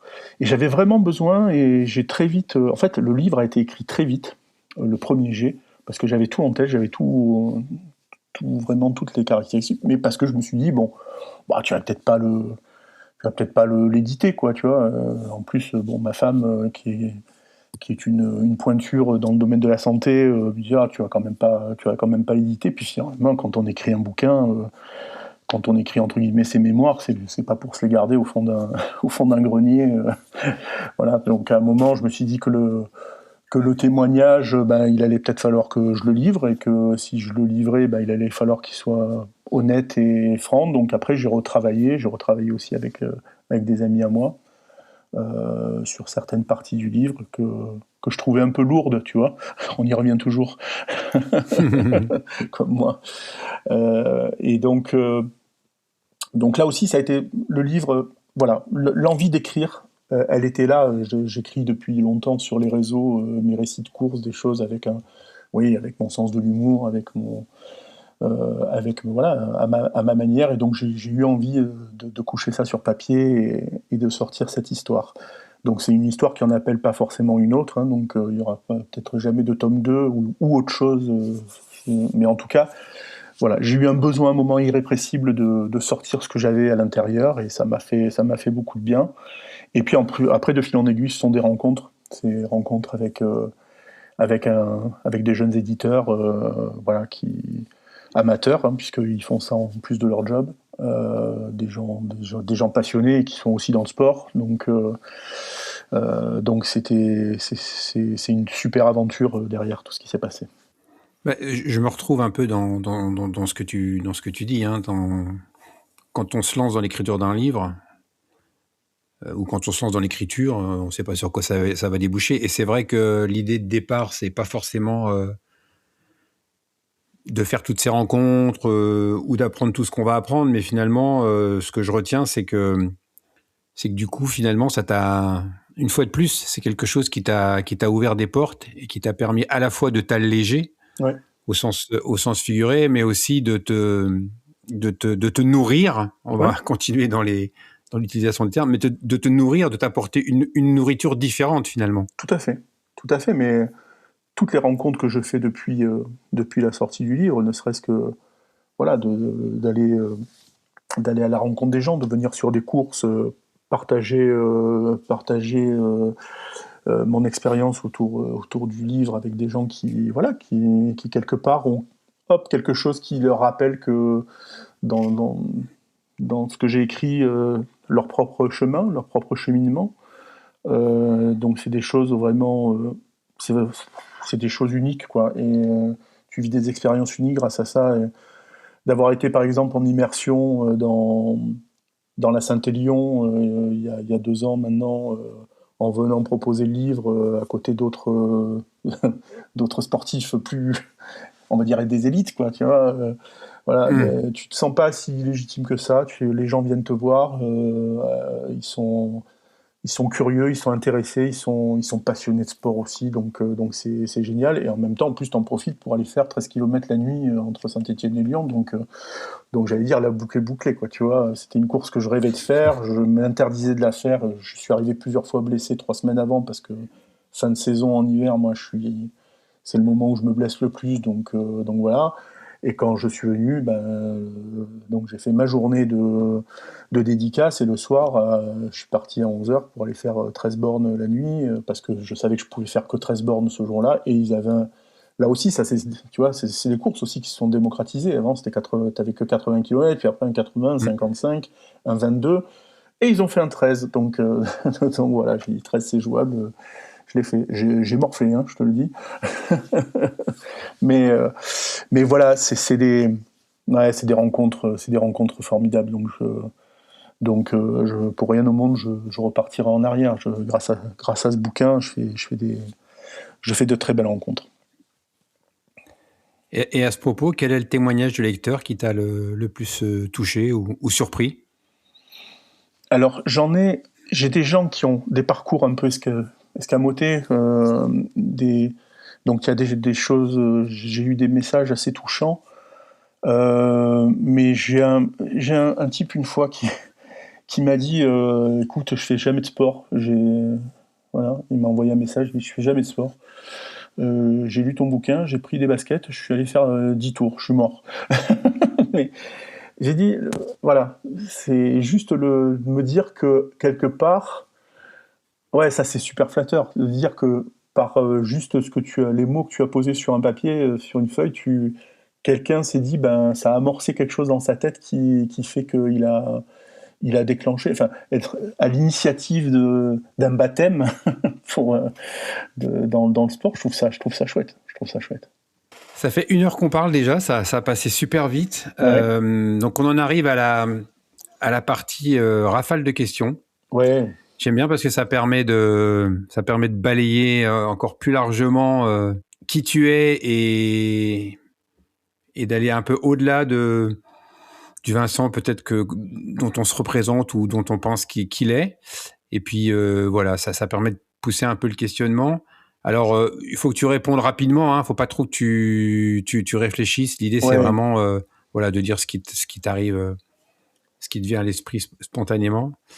Alors, plutôt bitume new-yorkais ou sentier trail avec plein de boue?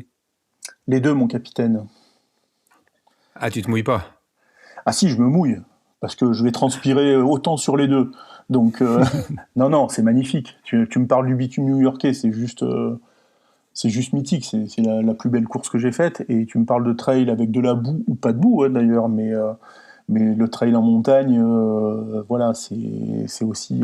Moi, je viens du macadam, mais en même temps, comme je faisais de la rando jeune, le jour où j'ai pu faire du trail, parce que là aussi, ça a été juste un déclic, hein, le trail. Au départ, je me disais, c'est pas pour toi parce que t'es trop gros, tu vas pas assez vite, dans les montées, tu vas te faire défoncer. Et puis quand j'ai vu que les mecs ils marchaient dans les montées, j'ai dit, ah, mais moi aussi, je marche dans les montées. Je cours dans les descentes. Donc, non, non, les deux, bien sûr, les deux sont. Mais certains préfèrent le trail ou le contraire. Moi, c'est les deux. Et puis le trail, finalement, c'est comme une Madeleine de Proust, puisque ça te renvoie à toutes ces balades que tu faisais quand tu étais Ah, petit avec ton papa. bah là, tu touches la corde sensible, mon cher Bruno. Tu sais, il y a des moments dans un nuage, dans un truc, tu aperçois une forme qui ressemblerait peut-être au faciès de ton paternel qui est là-haut, qui a une ombre ou Ouais. qui a l'impression que c'est lui qui est derrière.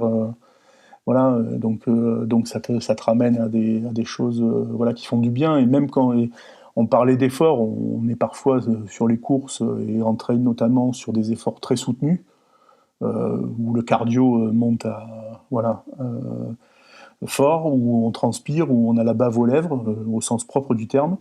Et là, dans ces moments-là, tu trouves des ressources pour continuer à avancer parce que tu as l'impression qu'il y a une présence qui est là et qui te porte. Donc ça, ouais, Hmm. c'est chouette. Et puis, puisqu'on est dans l'autodérision et qu'on aime bien jouer sur les mots, toi et moi, je dirais que ça, c'est une madeleine que tu peux manger autant que Ah tu ouais, veux. ouais, ouais, c'est vraiment sans limite de consommation.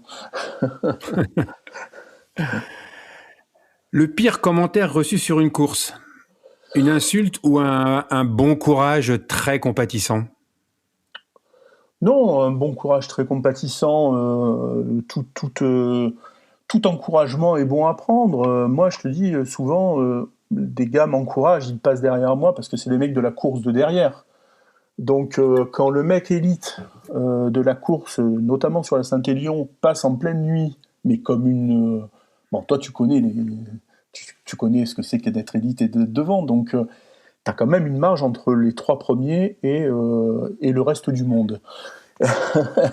Et en fait, quand le mec qui est en tête arrive à balle derrière toi et t'envoie un petit encouragement au passage, donc il sort de sa course, ne serait-ce que 2 secondes pour t'envoyer un petit truc. Ben moi, en pleine nuit, dans la nuit stéphanoise, t'entends un cri parce que c'est moi qui est en train de gueuler pour l'encourager comme un fou, quoi. Bon, après, je mets 1 minute à retrouver mon souffle, mais voilà, c'est des moments géniaux. Donc non, l'encouragement, il est jamais. Faut pas le prendre. Faut le prendre comme il est. C'est un encouragement. Faut prendre. Tout ce qui est positif, faut prendre. Après, sur les gens qui disent des choses, j'ai eu des allers gros cours. Bon, ben, là aussi, hein, je leur ferai bien un doigt d'honneur, hein, parce que mais bon, tu vas pas t'arrêter à ce genre de choses. Donc, certaines fois, je te l'ai dit, ça m'arrive de dire, bah, viens courir avec moi et on va voir si tu tiens. Tu vois, bon, bizarrement, les mecs, ils passent pas la rambarde. Donc voilà, non, faut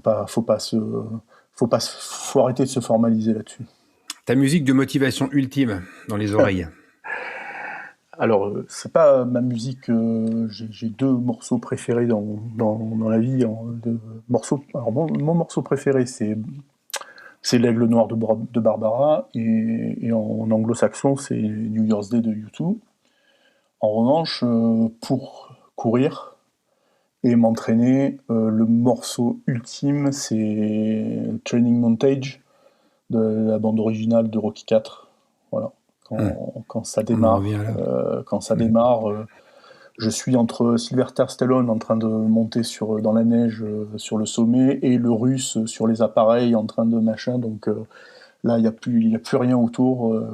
Je suis dans ma bulle, je suis enfermé. C'est la guerre. C'est la guerre.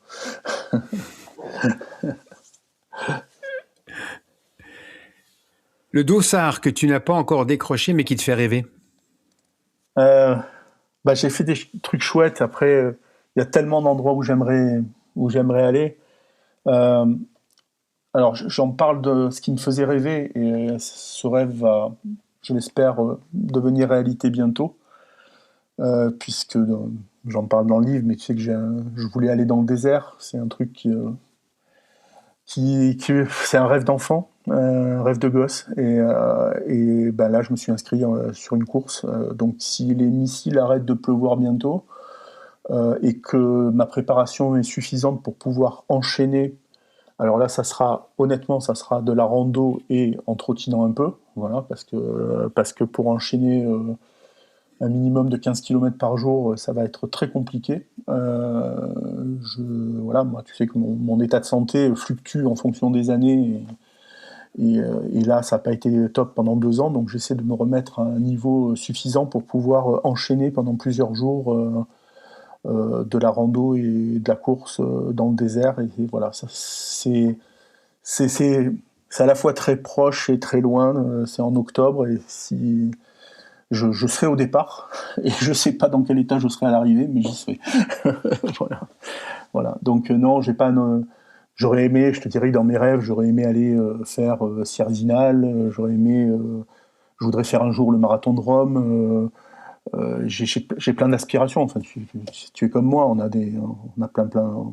Notre machine à rêve, elle s'arrête jamais. Donc, en plus, tu as des courses par-delà le monde, ou même dans la région. Même, il y a plein de choses que je découvre encore. Donc non, voilà. En tout cas, moi, mon rêve de gosse, qui était j'ai eu la chance de faire de la rando sur glacier. Eu la chance de faire de tout, de l'escalade, de choses. Je voulais aller dans le désert, et ça va peut-être se concrétiser en octobre. Voilà. Bon, on va suivre ça de très près, mais tu partageras ça aussi sur tes réseaux. Bien sûr. Tu vas faire partager l'aventure. J'aime partager, tu sais bien, donc bien sûr. Ouais. Alors, on va suivre ça de près. Une question un peu difficile, je ne sais pas si je saurais répondre à cette question. Si tu devais résumer ton livre en un seul mot, ce serait lequel ? Vivre. On y revient. Ouais. Et ça résume tout. Ouais, je crois. On en arrive à la dernière ligne droite de l'épisode. Il y a une question que je pose systématiquement, quasiment. C'est le conseil aux soi plus jeunes Donc, si tu devais donner un conseil avec maintenant l'expérience que tu as, le conseil au petit Vincent qui a, je sais pas, 7 ans, 8 ans, 10 ans, peut-être avant la course à pied, j'en sais rien, ou au moment de la course à pied, je te laisse décider de quel Vincent, à quel Vincent jeune tu veux donner des conseils. Quels sont les conseils que tu lui donnerais maintenant avec ton expérience? Alors j'aurais pu être vache et lui dire maigris un peu, tu feras des meilleurs chronos, mais on va non, je dirais ce que je dis, c'est un peu ma phrase un peu toute faite aussi. Ne lâche rien, ne lâche rien. Ne lâche rien. Non. Ok. C'est un conseil qui s'adapte finalement ou qui est valable pour tout le monde, dans la vie de tous les jours, dans le sport, dans ton quotidien. C'est quelque chose que toi, tu t'appliques aussi en dehors de la pratique sportive, ne jamais rien lâcher?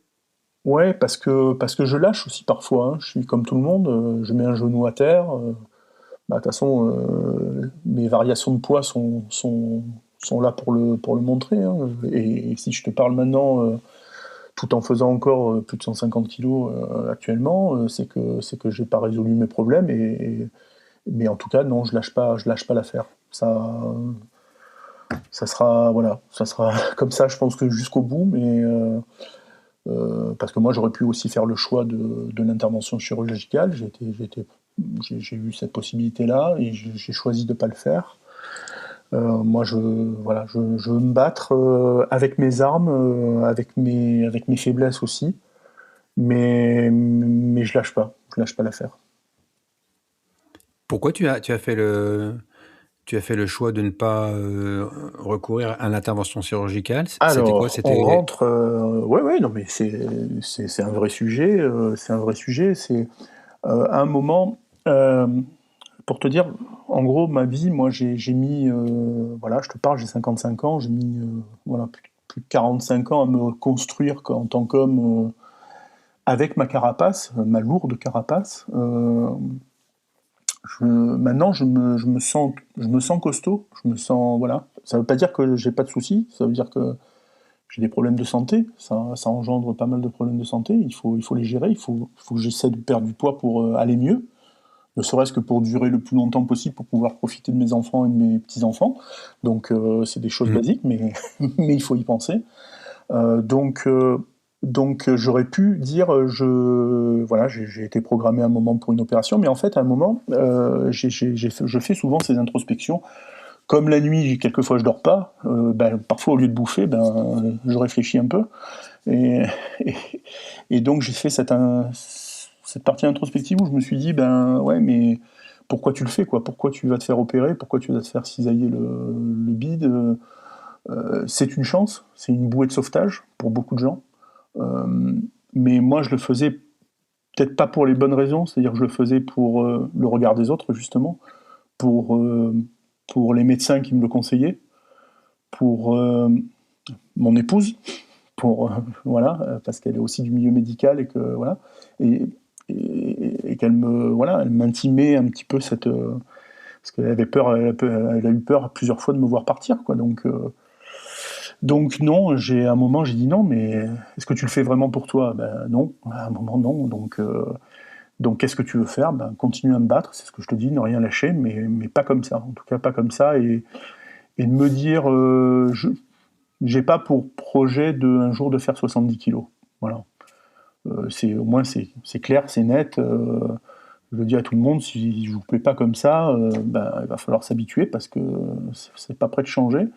À revenir à un poids plus, entre guillemets, alors plus raisonnable, je sais pas dans quel angle il faut le prendre, moins contraignant, oui, bien sûr. Donc moi j'ai un objectif actuellement, tu vois, c'est un objectif rationnel, essayer de redescendre sous les 130, tu vois.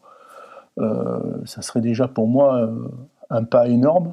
Donc là déjà j'ai perdu une quinzaine de kilos, un peu plus d'une quinzaine de kilos cette année, c'était pas évident parce qu'avec l'âge et les effets yo-yo, c'est difficile. Donc c'est un autre marathon. Là, on est dans l'ultra, tu vois, on est dans l'ultra. mais je m'accroche à ça. Je suis un résilient de base, moi. Voilà, tu peux m'appeler super résilient, quoi. Donc j'aime me battre, en fait. J'aime me battre, mais c'est comme en course, hein.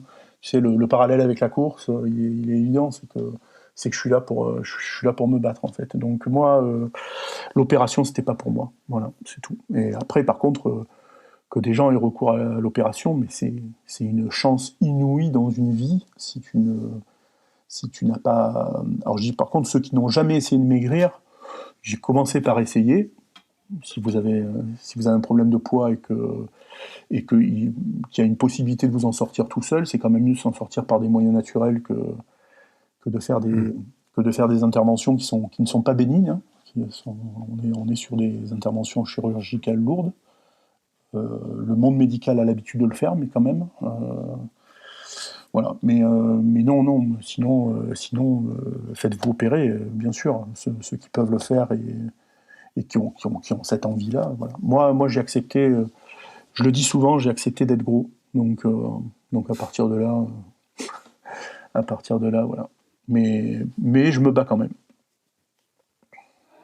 Et ce que tu dis là, finalement, c'est encore une fois un conseil qui pourrait s'appliquer à tout le monde, parce que, en fait, moi, ce que j'entends dans ce que tu décris, c'est que tu cèdes pas aux injonctions, tu cèdes pas à la peur du regard des autres, même de ceux qui t'aiment, parce que tu as parlé de ton épouse, et que finalement, une des clés dans cette situation, mais dans la vie aussi, je trouve, hein, et moi ça me va bien, donc c'est pour ça que j'insiste là-dessus, c'est de s'écouter et c'est de savoir ce qu'on veut faire vraiment, parce que là typiquement t'aurais pu céder à tout ce qu'on te dit, à tout ce que t'entends, et finalement la solution tu l'as trouvée en t'écoutant et en te disant qu'est-ce que je veux vraiment. Et ça pour moi c'est hyper important que tu nous le dises dans cette situation. Mais c'est aussi hyper important dans la vie de tous les jours et dans le quotidien. Souvent, on a tendance à faire les choses pour les autres et se recentrer sur soi et se dire de quoi j'ai envie vraiment, qu'est-ce que je veux, moi. Non, mais C'est, quelquefois, on prend je, pas le temps, ne serait-ce qu'on prend pas le c'est temps ça. juste de prendre ce recul, d'avoir un peu de recul sur nos propres désirs, Mm. nos propres appétences. Non, non, donc je trouve que c'est important à un moment de se dire, voilà, il faut prendre en tout cas le temps de se poser et de réfléchir à ce qu'on veut et où on veut aller. Mm. Ouais, très beau message. Très, très beau message.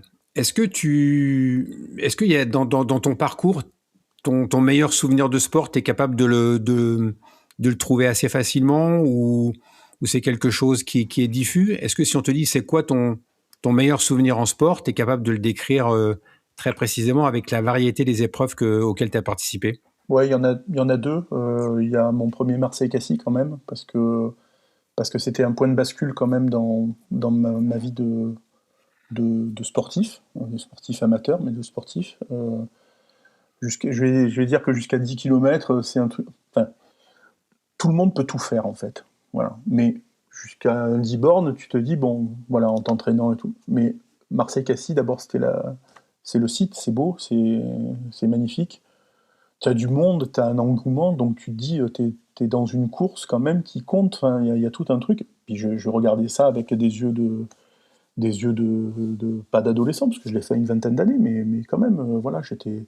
Donc oui, et puis le deuxième souvenir, parce qu'il y en a deux, et celui-là, je l'emporterai au paradis avec moi, mais c'est parce qu'il compte aussi émotionnellement très fort pour moi, c'est New York, quoi.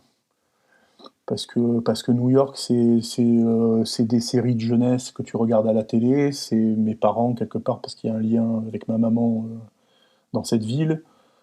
C'est plein de choses, c'est plein d'émotions, plein de choses que j'ai vues, plein de choses, voilà. Et d'arriver à boucler ce marathon, ouais, c'est sûrement le plus beau moment de ma vie de sportif. Ouais. New York, c'est vrai que Ah, quand même. c'est quand même quelque chose. Ça a de la gueule quand même. C'est Sur un CV, sur c'est un quand CV, ça a de la gueule. c'est vrai, c'est quand même quelque chose, et c'est vrai que sans être dithyrambique, je crois qu'il n'y a pas une seconde dans ce marathon où il n'y a pas quelque chose à capter, à respirer, à regarder. Ah ouais. Ouais, on n'a pas de contrat, ni toi ni moi, avec le marathon de New York, Non, mais franchement, ouais, cette course, non, elle est... j'ai vécu une tranche de vie dans ma vie pendant ce marathon. Voilà, donc, j'aurais plein d'anecdotes à ressortir encore. Je pense que même il y en a quelques-unes dans le livre, bien évidemment, mais, euh, mais je sais pas. Je pourrais presque écrire un nouveau bouquin sur le marathon de New York. Mais il va falloir que je retourne voir. Ouais, je veux bien y croire. Et la plus belle performance d'un autre sportif, ce serait laquelle? Alors, sur les sportifs, d'abord, je dis toujours que je n'ai ni Dieu ni maître, mais il y a quand même deux, trois individus qui m'ont marqué dans le sport. Je t'avouerai que Kylian Jornet, forcément, il y a une inspiration, quoi, parce que le garçon, à la fois pour me mêler l'amour de la nature, l'amour de la montagne, plus le goût de l'effort, plus tout, enfin tout. Et puis j'ai eu la chance de le rencontrer, donc je sais l'homme qu'il est, derrière l'athlète incroyable qu'il représente pour beaucoup. Donc, bah, je vais dire Kylian, et après j'ai des... C'est pas forcément des gens que... Voilà, mais moi, Paula Radcliffe, Mhm. et je sais que je parle à un spécialiste de la...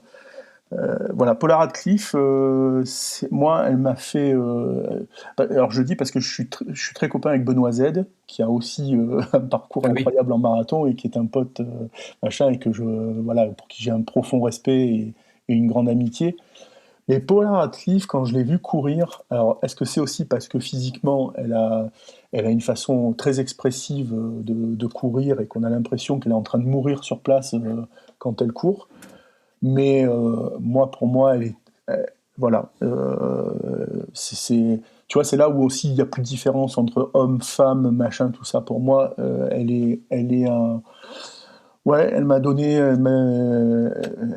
des ailes, quoi, elle aussi, quoi. Donc, franchement, une athlète, pour moi, hors du commun, quoi.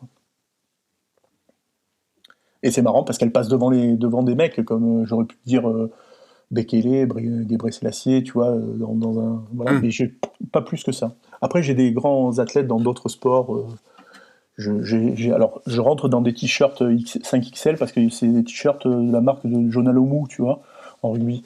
Et donc, Ouais. à la fois, je suis fan du bonhomme et tout, qui avait une super pointe de vitesse pour un mec de 130 kilos, tu vois. Donc, quelque part, il y a un côté où je me reconnais, tu vois, dans ce genre de personnage. Et en plus, je rentre dans ses fringues, donc c'est trop bien. Voilà.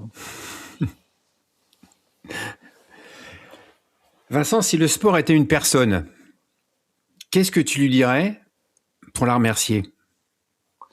Alors, j'espère que ma femme tombera pas sur ce podcast, mais je lui dirai je t'aime. Non, je lui dirai je t'aime, bien sûr. C'est beau? On dit pas assez aux gens qu'on aime, donc je lui On dirai le je dit pas à t'aime. tout le monde et on le dit pas. Ouais, c'est vrai. On va arriver donc au terme de ce podcast. C'est toi qui vas conclure, donc je vais te remercier pour ta sincérité, pour l'émotion que tu transmets. Euh, pour alors je suis un peu sérieux là, mais on a dit qu'on avait le droit de faire des jeux de mots et l'autodérision, c'est quelque chose que tu utilises, je pense, à la fois pour prendre de la distance, si j'ose dire, mais aussi peut-être pour prendre un peu de recul et pour contourner le truc. Quand on fait de Se protéger l'autodérision, enfin, je parfois. sais pas ce que tu en penses. Ouais, voilà, c'est ça. Ouais, ouais. Pour se protéger aussi, hein. C'est un moyen de mettre des mots plus facilement sur ses propres errances et ses propres travers. Donc, euh, donc c'est un bon moyen de se protéger, l'autodérision. Ouais, je suis d'accord avec toi. Et tu la manies plutôt bien. Donc voilà, donc merci pour ton partage, pour cette autodérision. Merci à toi, Bruno. Voilà qu'on. Bah non, non, c'était très inspirant. Moi, figure de sport, je l'ai créé pour ça. Je l'ai créé pour pouvoir avoir des échanges et les partager ensuite avec des personnes que je trouve intéressantes, inspirantes, passionnantes. Toi, moi, c'est passionnant ce que tu racontes. On aurait pu encore aborder des tas d'autres sujets. C'est inspirant. Franchement, je pense que les gens pas forcément les gens qui sont en obésité ou en surpoids, mais je pense que les gens qui ont des problématiques qui sont celles qu'on a décrites tout au long de cet épisode, vont trouver des solutions, vont être inspirés. Souvent, c'est bête, hein, mais on se dit, mais finalement, je suis pas tout seul. Ah ouais, lui aussi, il a ça. Et ça, ça fait du bien, je trouve, de se dire que les autres sont passés par là aussi. Je vais juste te dire, je vais rebondir sur ce que tu viens de dire, tu sais, sur justement tout. Enfin, j'ai eu des gens en rémission de cancer, que j'ai un petit peu emmené aussi courir avec moi, tout ça. Mais dans les rencontres que j'ai fait sur des hôpitaux, j'étais invité par des hôpitaux. J'ai été invité à Neuchâtel cette année. Voilà, c'était autour de l'obésité, mais j'ai été invité récemment à Dijon, au centre hospitalier spécialisé de Dijon, autour de la santé mentale. Et là aussi, tu t'aperçois que l'activité physique, que ce soit la course, la marche, peu importe, mais sortir, c'est à la fois une thérapie qui fait changer la donne pour le patient, qui simplement est heureux d'être dehors et de marcher et de sortir et de se dépasser, alors qu'on aurait tendance à le mettre dans un coin, dans une chambre et à plus sortir pour ne pas le montrer déjà. C'est une échappatoire pour le personnel soignant, qui est, malgré, on va dire, toute l'implication qu'il a aussi besoin de partager ça avec les autres. Donc le lien social, il est bon pour le patient, il est bon pour le thérapeute, mais il est bon aussi pour les aidants et l'encadrement, les familles, tout simplement, parce qu'elles se sentent plus isolées non plus. Donc je pense que franchement, le mouvement, d'être libre, de se sentir libre, d'avancer, de faire des efforts, machin, c'est un bienfait. Ça devrait être remboursé par la Sécu, de toute façon, c'est clair. C'est clair. On est d'accord. Quand j'ai écrit mon mémoire de fin d'études, j'avais écrit ça en plaisantant. On était dans les années 80. C'était le début, les prémices de la course à pied hors stade. La course à pied sur stade, elle existait bien sûr. C'était les prémices de la course à pied hors stade, les années Spiridon. Et donc, moi, j'avais fait mon mémoire sur la course à pied parce que c'était le sport qui me passionnait déjà.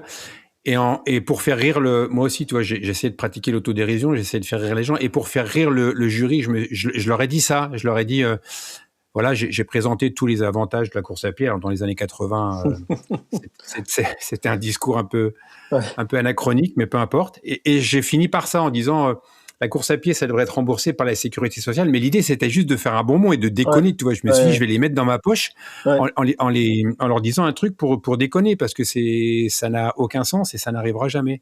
Et comme tu le dis maintenant, je pense qu'on est en train de prendre conscience de l'importance de l'activité physique. On ne parle même pas de sport, hein, de l'activité physique pour le bien-être des gens, le bien-être physique, le bien-être mental. Et ce que tu viens de dire, c'est exactement ça. Et là, je crois que les gens qui nous gouvernent n'ont pas cette idée, et je ne suis pas certain que ce soit encore demain que l'activité physique soit prescrite, même si pourtant moi, je suis pas forcément d'accord. Pour une fois, tu vois, en 2 heures, je suis pas forcément d'accord avec toi, parce qu'en fait, moi, je m'aperçois, et je l'ai vu, tu as des séances de kiné ou d'activité physique qui sont quand même remboursées par la sécurité sociale quand tu es en obésité et que tu es dans un programme de chirurgie bariatrique ou post-opératoire. Donc voilà, parce qu'on ne va pas dire que toutes tes séances d'entraînement doivent être prises en charge, mais tu as des remboursements même de coaching personnalisé, de choses comme ça. Donc ça a quand même bien évolué. Donc non, c'est là aussi, je pense qu'il y a des choses qui se sont démocratisées, il y a des choses... de toute façon, on le sait, ce que coûte une opération, que ce soit une chirurgie bariatrique ou machin, pour l'État, c'est énorme à côté de payer quelques séances de kiné Bien sûr. voilà. Donc non, ça, moi je pense que c'est en train. On n'est pas non plus, voilà, on va pas rembourser une séance par semaine pendant 10 ans à quelqu'un, mais il y a des choses qui ont bougé quand même de ce côté-là, et il faut le prendre, il faut aussi saluer ce genre d'efforts qui ont été faits. Bah, tant mieux, et on espère que ça va se multiplier, parce que c'est vrai que ça coûte pas cher Ouais. et alors, Ça peut rapporter gros. je préfère que ça soit toi qui le dise, Ben oui, mais qu'on on le dit à m'accuse pas deux, de tu vois, grossophobie. on finit sur un bon mot tous les deux, c'est bien. Alors c'est toi qui vas finir, Ouais. c'est toi qui concluras, je ne rebondirai pas sur tes paroles. Le podcast s'appelle Figure de sport, tu fais partie de mes figures de sport, et je voudrais savoir, toi Vincent, c'est qui ta figure de sport? Alors, en tant que personne, c'est parce que ça me paraît, enfin, ta question, elle est un peu, elle peut être large, quoi. Je, on parlait des, on parlait des athlètes. En fait, dans ta question, j'arrive pas à voir si figure de sport, il faut absolument figurer quelque chose. Moi, je te dis, ma figure de sport, c'est juste, enfin, je vais te répondre quelque chose. Je suis peut-être complètement à côté, mais moi, c'est mon art de vivre, c'est ma vie, en fait. Donc c'est pas, elle est pas matérielle, elle est pas palpable, elle est ancrée en moi. C'est pas une statue, c'est pas, voilà, encore que je pourrais la vénérer. Mais non, non, le sport, c'est la vie, c'est juste, c'est la liberté. Donc si je dois terminer, si je dois terminer sur une seule phrase, c'est le sport, c'est ma vie. Voilà. Ça te Merci va? Vincent, ça me va très bien.